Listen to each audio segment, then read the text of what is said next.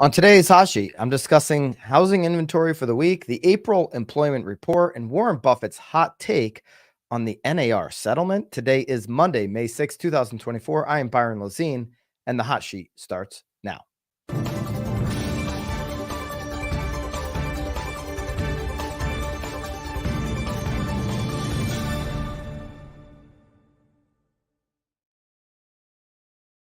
All right, we're hitting Monday off with a bang. Of course, we do inventory like we do every single Monday here to start off the Hot Sheet week. The Hot Sheet is the only 24-hour look back on the housing market that goes live every single Monday through Thursday in the housing industry, 9:30 on the East, 6:30 in the West. Hits the thumbs up if you're glad to be back. Let us know in the chat if this is your first time joining the Hot Sheet. So we've got the inventory as we do every single week. We've got an economic update that was fascinating on Friday. I almost went live breaking on Friday when I saw this because it might just mean that some of this hot inflation data could get cooled down by something else. We're going to talk about that here in the second segment. And then in the third segment, this Warren Buffett commentary. He had his annual address, his annual meeting for Berkshire Hathaway. And to see the big guy, Warren Buffett, have some thoughts and comments about what's going on with the NAR settlement was fascinating. We're going to dive into that. But first, let's take a look at where we are with inventory. Last week was another week that we saw inventory growth when we were here last Monday. Significant inventory growth, the kind of growth that we're looking for this time of year. Logan Motoshami has his target at 11,000 to 17,000. That's where we've come in the last couple of weeks, and we want to continue to get the momentum rolling. There were a lot of signs that inventory could grow substantially, and that this would be one of those defining moments here, as if inventory was going to, or if inventory was going to climb high enough to really make homes somewhat affordable again by stabilizing prices for buyers. So remember, the number we were looking for was 11,000 to 17,000, and that is not what happened last week. 556,000 to 559 on active inventory from the April 26th to May 3rd timeframe. The same week last year, we saw inventory fall, so we didn't do that. It fell just slightly. Okay, the inventory peak for last year was 569. Remember, that was hit in November of last year when rates went up to 8% in October. So inventory 569 peaking out last year, and you have a seasonal peak too. I always expect things to be higher in November than I would in this time of year, as inventory goes up the end of the year, or I'm sorry, after that inventory should start to go down, but peaking out towards the end of the fall. So I guess November was a little bit of a late fall there. All right, so inventory peaked in November 569. Then it started that seasonal down slide that you will see once you get into the winter months. We're 10,000 away from last year's peak. So we're sitting here in May, but we should excel past the peak that was saw in November of last year, sometime this month.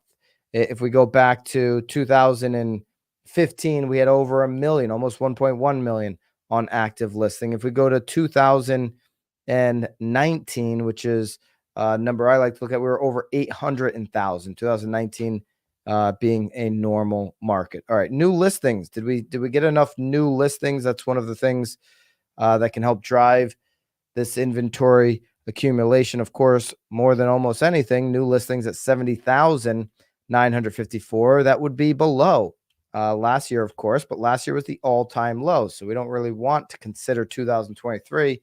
2022, 76,000. So also below 2022. So just not a great week for new listings last week. Not a great week for accumulating active inventory. Okay. Every year, about a third of homes will decrease their price before actually selling.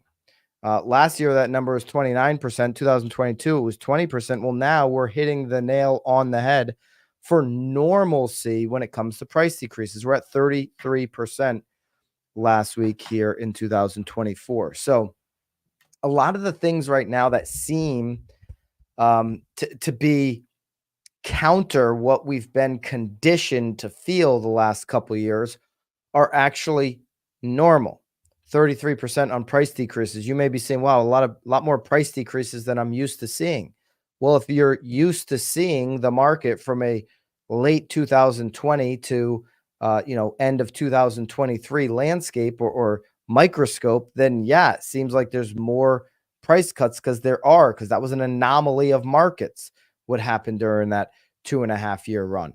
What's happening today is a normal mark. 33% is right at a normal historical level for price cuts.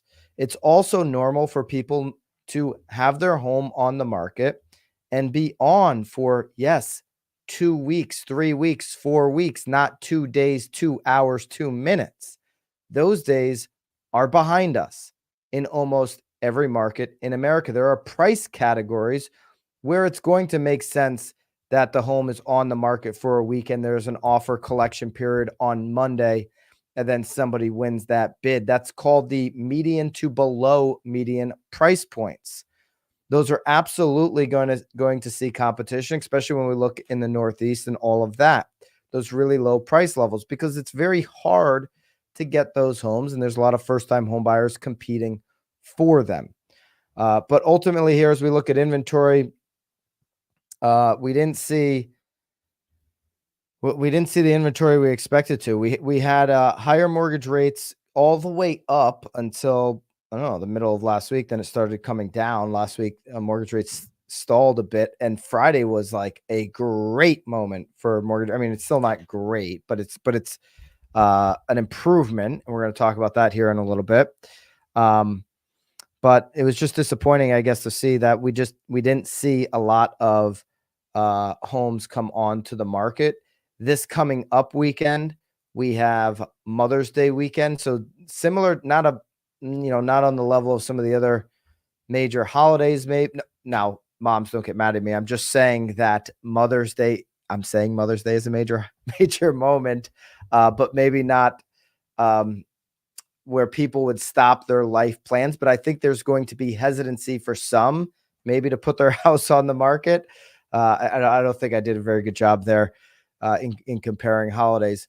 Point is, when you see obviously the end of the year holidays, when we looked at the recent holidays here, Easter and Passover, these holidays will actually stop somebody from listing their home for a couple weeks. They have a lot of family coming to the house.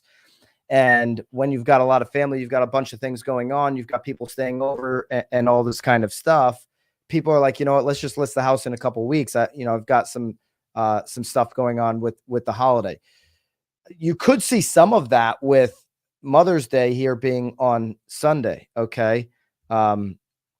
Maybe this week we saw it because of Cinco de Mayo. What do I know? It just could be all kinds of things going on of what is stalling bringing homes to the market. My point is, when you do see these holiday weekends, you also start to see a lag and then a grouping up the following week, as people are just like, let's just push it off a week. Let's push it off a week. It makes sense to push it off one more week. We've got Mother's Day Sunday. Don't want to do an open house. Don't want to deal with all of that. Kind of want to have a chill day, relaxed day, whatever the case may be. So we'll have to monitor that closely. We'll see where we come in Monday. And then even more so the next following week, could we get a big grouping like kind of 2 weeks out? We'll take a look. We're certainly rooting for more, and we'll stay tuned into that. All right. One of the big moments of last week was on Friday. Friday, we had an employment report come out that actually changed the way people are thinking about the rate cuts. Yes, the rate cuts. Now, remember, on Wednesday, you can go back and listen to Thursday's hot sheet if you missed the breakdown. But on Wednesday, Jerome Powell said, yeah, I don't see a rate hike coming in the future. To me, that meant, well, there's two things left. It's rate pause or it's rate cut. Didn't really talk about any cuts coming in the near future. Remember, we were coming off of 4 months of higher than expected inflation data. But on Friday, sentiment started to change. People started to perk up. The spring season started to bring some of that joy and fulfillment to many investors as they look at the employment report. The employment report indicated a modest increase of 175,000 non-farm payroll employment alongside stable unemployment rates, still high from the lows of 3.4, higher from the lows of 3.4 to 3.9. Notable job gains, healthcare, social assistance, transportation, warehousing sectors. Okay, so stable unemployment 3.9. Okay, the $175,000 or 175,000 rather payroll employment was well below the expected run rate of 240,000, which we've seen the prior 12 months. So much lower than expectations. Remember, there's a lot that believe you're not going to see lower rates until the job market breaks. This isn't a signal the job market broke, but this is a signal that the job market is no longer tight, or that the job market is no longer, it's not at 12 million job openings anymore. We're down to 8.5 job openings. Okay. We want to get down to 7 would be normal, but there's a lot of indications that we're getting back to pre-pandemic levels for the job market. It's certainly softer than it's been. It's no longer a tight job market.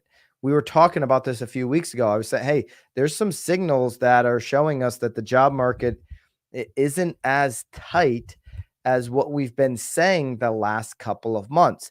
Now it's showing up in the data. The job market is softening. We know that if the job market gets even softer, it creates a case for cutting the rates. Okay, you'll see it in the 10-year before you actually see the Fed go and make a move. And what did we see on Friday? We saw a 10-year come off of those recent highs. Okay, if we just go back 5 days ago, we were up close to 4.7. In fact, we hit over 4.7 in the last week. Now we're at 4.5. Before I started the live stream here today, I was just hoping for it to tick down. Sometimes if you stay on this page long enough, you'll see it tick down. I was or before I started, it was down to 4. Let's see where the bottom was here. Yeah, 4.475. It got below that mark there. And so we're at 4.5 on the 10-year. So the market is reacting not to what Jerome Powell did on Thursday, because we didn't see the 10-year really move at all during that. Now we saw stabilization for once. We didn't see stock market go crazy. We didn't see the 10-year make any dramatic moves on Thursday after Jerome Powell's press conference. But it was Friday's job report and the softening of the job market that we saw the 10-year move down off of these highs.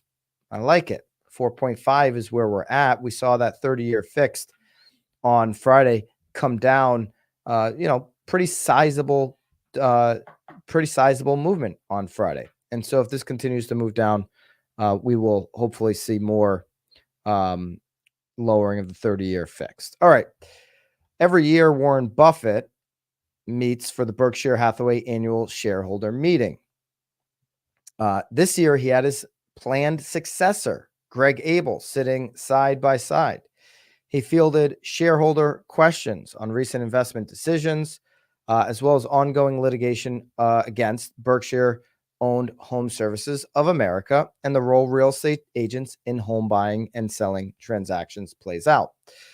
So there was actually an agent in attendance. He said that he had been coming to the annual shareholder meeting for 15 years. His name's Sean Cawley, a real estate agent with Berkshire Hathaway Home Services. 15th year going to the shareholder meeting. He said he's been an investor, obviously, for 15 plus years in Berkshire Hathaway.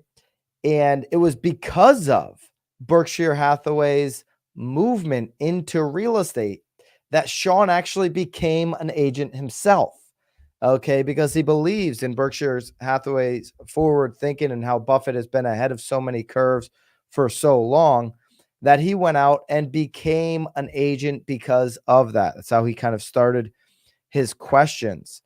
And he wanted just general thoughts, and both Warren Buffett and Greg Abel gave those thoughts. So Warren Buffett Currently, when it first came to Warren, he's like, you know what, Greg's been the one dealing with the lawsuit and the proposed settlement and everything that has to do with that.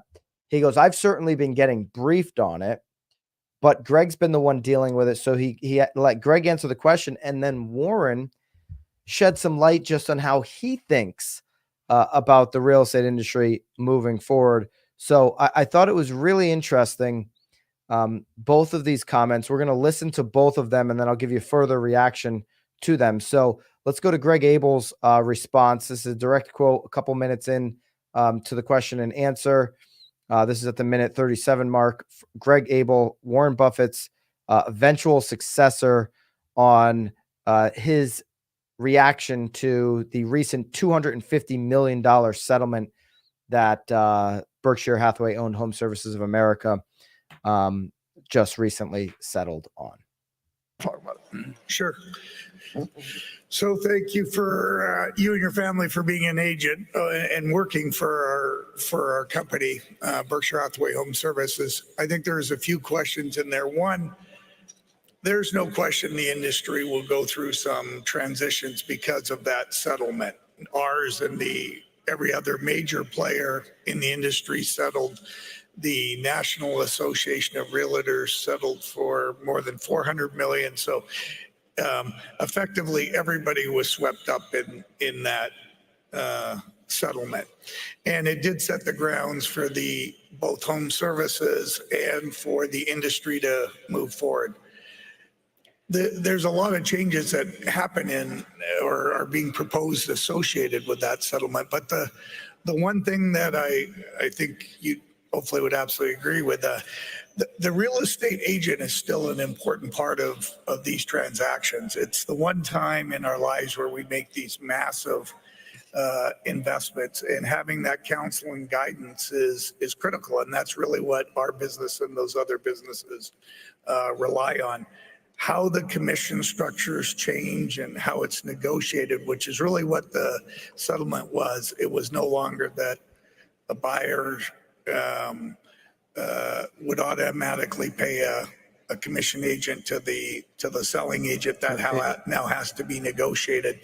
That'll kind of impact things, but I think the realtors will continue to be a very important part of that. And I think home services in the industry will remain very relevant.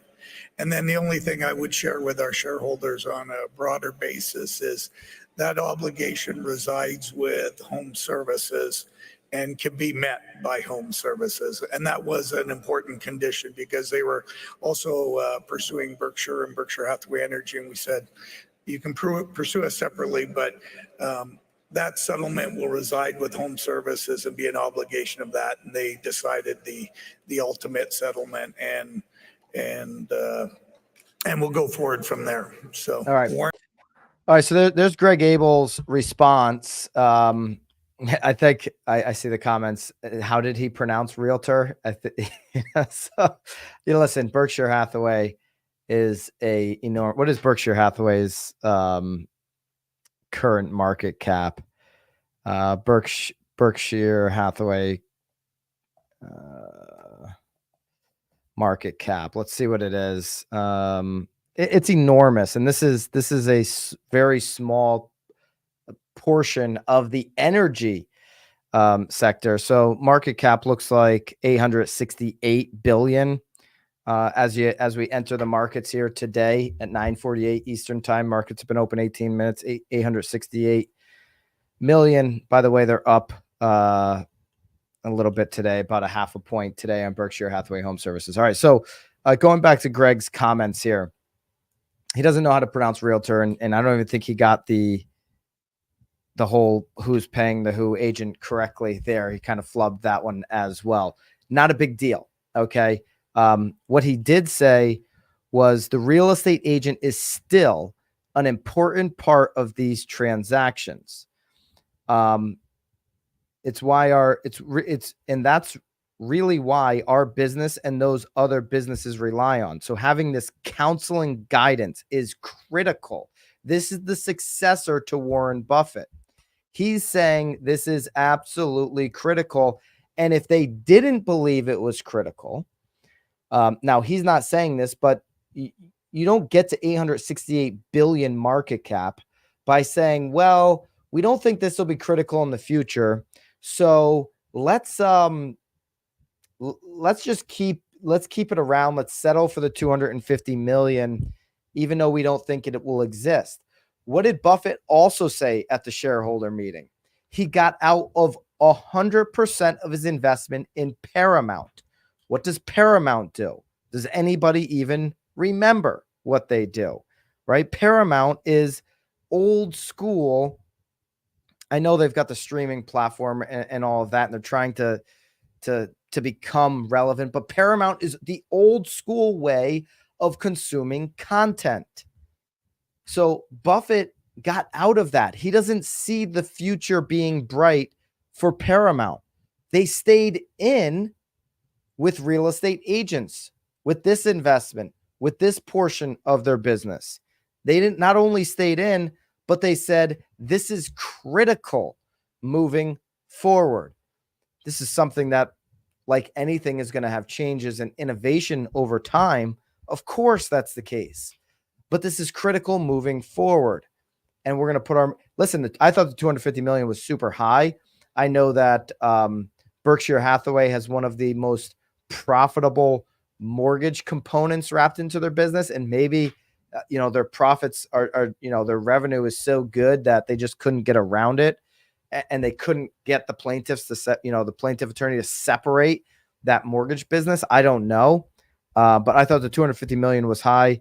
But the willingness to go ahead and back that settlement shows you that these statements, this isn't just an empty statement from Greg Abel saying, hey, we think agents are critical. They put their money where their mouth is on that.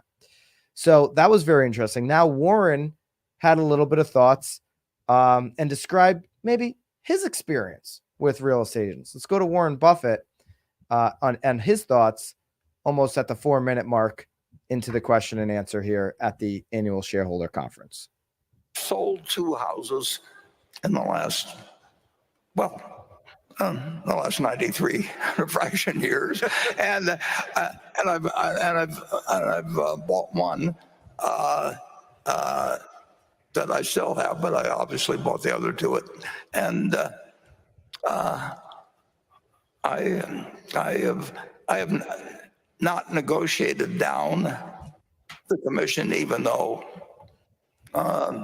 the last one sold for $7 million or something like that. People do negotiate down commissions to some extent, but I can tell you, I've looked at the figures, and I think the system has really worked out very well. All right, pause it right there. Well, they had, what they called.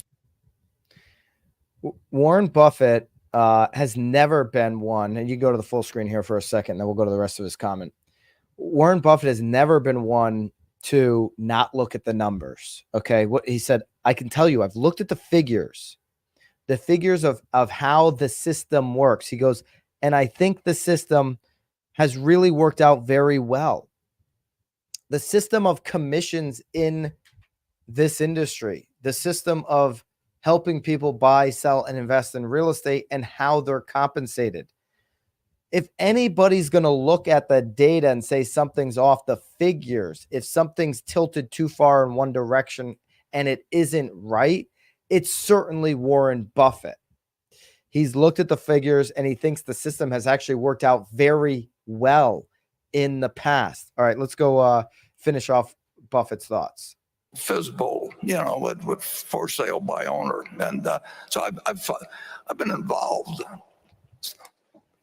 to some degree in watching the whole system operate, and I know what our average agent makes. I know how long they work on things sometimes that don't materialize. I mean, I don't think we'll end up with a better system, and but it's up to Greg and the people at Home Services how we work it through here. But I like our agency group, and we've got a very large number of real estate agents, and I've encouraged the expansion we've done in the real estate brokerage business. It was just one or two operations when we bought Berkshire Hathaway Energy, and we really built up quite a company. And I think it's a very fundamental business. You need help. Boom. It is a very fundamental business. You need help. Listen, if I'm a Berkshire Hathaway home service agent, or if I'm just any realtor or any agent across America today, I am applauding these comments from Warren Buffett and Greg Abel. I feel really good if I'm a Berkshire agent, where it's like, man, all the way to the tippity top of this enterprise. You got Warren, you've got his successor, Greg Abel, believes in what we do. You've got one of the best leaders in Gino Blafari running the entire deal, reporting up. I would imagine it sounded like in their question and answer, Gino's going directly to Greg Abel at this point. And that's Greg was dealing directly with the settlement. Gino was obviously dealing directly with the settlement, being the CEO of all of the real estate operations and mortgage operations. So unbelievable commentary there.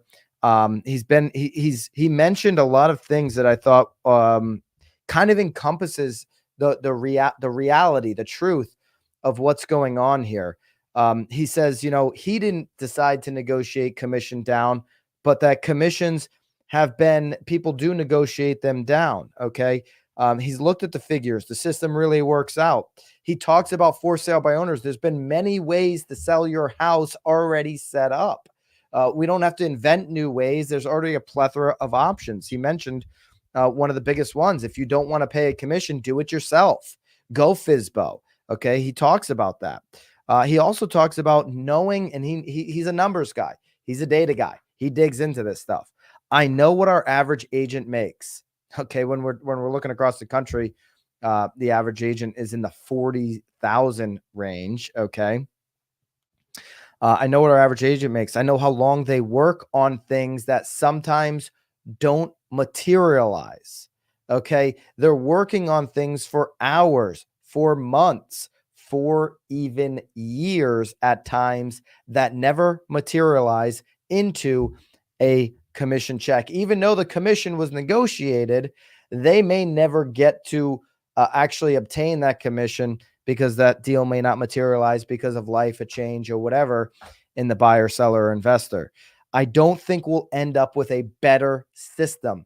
Warren doesn't believe there's some new system, some new way of doing things out there that could be better than the one that we have right now. It's a fundamental business and people need help. So if that couldn't be a more ringing endorsement, a more positive message for the real estate agents, the brokers, the community, I don't know what is. From maybe the smartest investor, people would definitely consider him the smartest, most accomplished investor of all time. Maybe not your best real estate client. He's only done 3 deals in 93 years. He's not buying and selling often. When he does, he doesn't see a need to negotiate the commission down. He thought it was a fair price. But from somebody who looks at all the economies, all these systems, been very, very successful in doing that. Some would say the most successful in doing that. This is a ringing endorsement in a time when so many people have jumped on the bandwagon, the bad headline, and tried to take a shot at real estate agents. Hey, do you respect Warren? Do you follow what he does? You get a lot of smart people taking shots on X and other places that have a little poster of Warren Buffett in their office right next to their MBA. And now we can point towards these comments.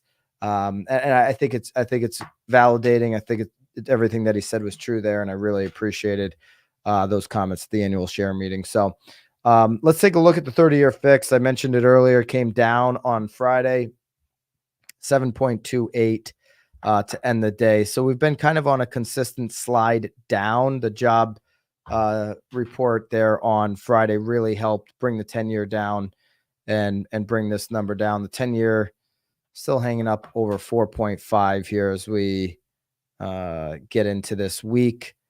And, hopefully that can go down. The Dow, S&P, and NASDAQ all up. So the markets like what they saw on Friday.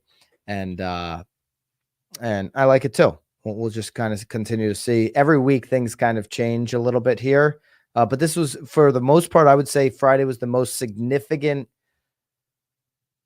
news that you could argue a rate cut coming since January 1. So there you go.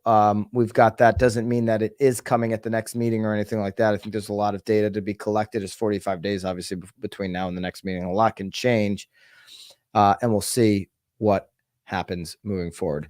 On this Wednesday, if you like the Amy Stockburger webinar that we did, this Wednesday, we're going to be doing a deeper dive on how to win clients for life. Okay. Even if you had Warren as a lifetime client, that's at 3 deals and one of them was 7 million. You want clients for life. And Warren knows a lot of people. He may be able to refer you a lot of people. Clients for life don't only mean their transactions, but their closest friends and family members' transactions, and the ability to help serve people long term without relying on this new business monopoly of 200 million online leads generated year after year. Amy has an incredible system. If you attended the webinar last week, you got a little taste of it. You got just a little spoon of caviar of what Amy does to win clients for life. On Wednesday at 3 Eastern, we're going to be taking a deeper dive in BAMX office hours. So if you're a member of BAMX, obviously jump into that. If you're not a member of BAMX, use code. I wonder if code Cinco is still available. You try code Cinco. I bet you it's still working today. It'll probably get shut off later today. Use code Cinco to get the lowest price on BAMX to jump in there and be a part of that. Also, if you don't have plans end of June, love to see you at the 1,000-watt Brand and Marketing Summit. Amy's going to be with me, as well as Eric, the broke agent. 1,000-watt Brand and Marketing Summit is the real estate event for those who want to meet the moment with confidence. It's for doers, not pontificators. This event is filled with chief marketing officers, high-producing real estate agents that are focused on building a brand and marketing to do what we're talking about with Amy, like really actually have clients for life. Okay, still active. Cinco at checkout. Perfect. The Brand and Marketing Summit will be June 25th to June 27th. You can use code BAM for that. The people that 1,000-watt attracts into this room are absolutely incredible. You're going to be surrounded by a room full of doers, truly. So the networking opportunities are incredible. The speakers are incredible. And I think the breakthroughs that you get on how to build a brand and how important it is to separate your brand from everything else going on in this time frame. That link's also down below. June 25th, 27th. Use code BAM to get the lowest price on that event. That's the kickoff here for the hot sheet this week. Really appreciate you guys being here to kick off this Monday. Appreciate Warren. Appreciate you and your comments. Hope to see you in BAMX on Wednesday. But if not, I will see you tomorrow. Either way, right here, 9:30 in the East, 6:30 on the West. You know the deal in between. Until then, toodaloo.